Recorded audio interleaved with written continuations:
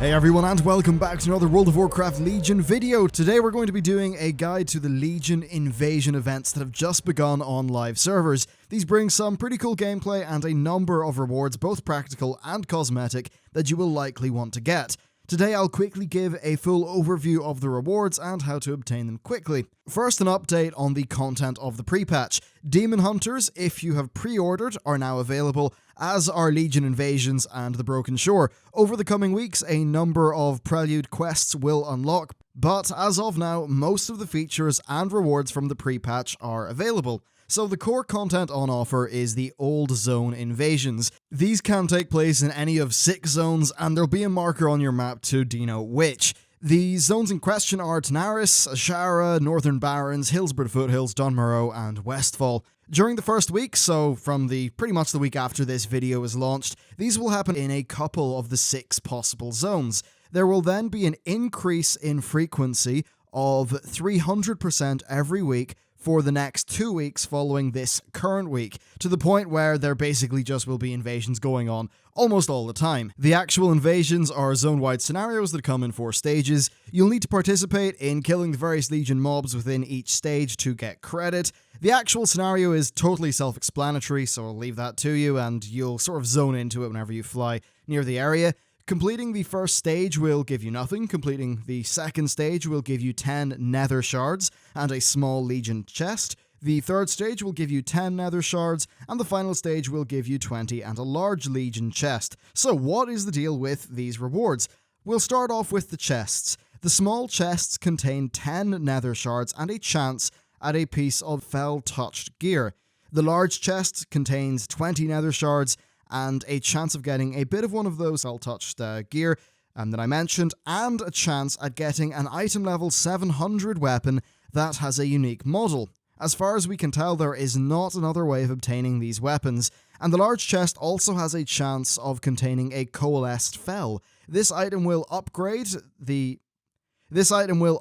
one of the item level 700 weapons that I referenced earlier to item level 725, which, I'll remind you, isn't really a major goal, because in Legion it's going to be almost immediately replaced with your artifact weapons, Anyway, that's the chests covered, so next let's talk about Nether Shards. These are the currency for a new vendor that has appeared for the duration of this event. Located in the invasion zones, or outside Orgrimmar and Stormwind, you will find Illidari camps. These contain a number of vendor NPCs who will sell you some items. First, there are 4 sets of transmog gear which cost 200 shards each.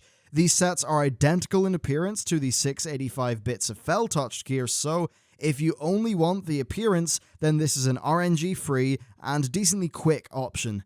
There is also a Fellbat Pup pet, which is 150 shards, a Bind on Account Glaive for Demon Hunters, that's 100 shards, and an item level 700 cloak for 50. The cloak is Legion themed, and I think it's definitely something transmoggers will want to pick up. And also that Bind on Account Glaive, it's BOA, and that means that if you want to transmog your Demon Hunter to it, but you haven't pre-ordered, you'll be able to pick the Glaive up on any of your characters now, and then send it over to your Demon Hunter whenever you make one when Legion actually launches.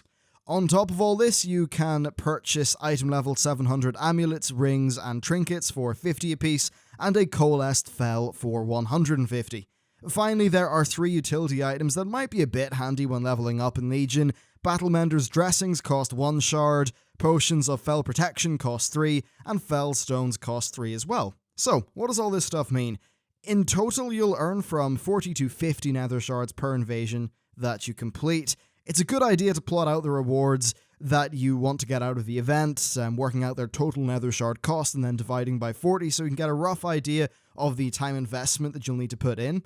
The invasions are quite short, and at least initially you won't be bottlenecked by the rate at which you actually clear the invasion. You'll be bottlenecked rather by their spawn rate. As far as the Legion chests go, I think you'll likely just want to start farming these now so that bad RNG doesn't prevent you from unlocking a unique weapon appearance. Also note that characters above level 10 can participate in the Legion invasions, so pretty much all of your characters can join in. And as far as achievements goes, completing 1 invasion unlocks the Stand Against the Legion achievement, and completing 1 in each of the 6 zones unlocks Defender of Azeroth Legion invasions. They're both feats of strength, and you're only going to be able to get them during this event.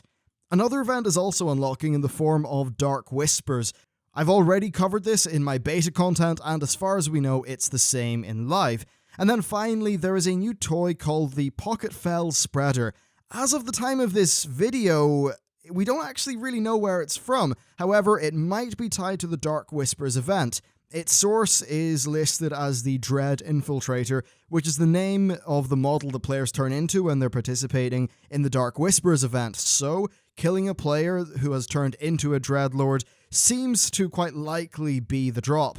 Alternatively, there are theories that demon hunters will be able to use their spectral sight to see these mobs in cities, or finally it could just be a rare spawn in the invasions themselves.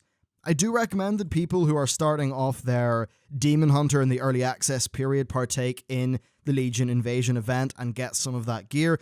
Demon Hunters start off a little bit squishy in Legion due to them having most of their talent tree locked at level 100. The extra gear is quite a nice bonus at the start, so consider targeting those item level 700 bits of vendor gear. Anyway, that's pretty much it for the event, and that basically means it's it for the video. I'm going to attempt to get a Vengeance Demon Hunter guide out tomorrow, and if you're interested in the Havoc Demon Hunter guide, then check out the channel because I released that yesterday. Anyway, that's it for the video. Thanks for watching, and I'll see you next time.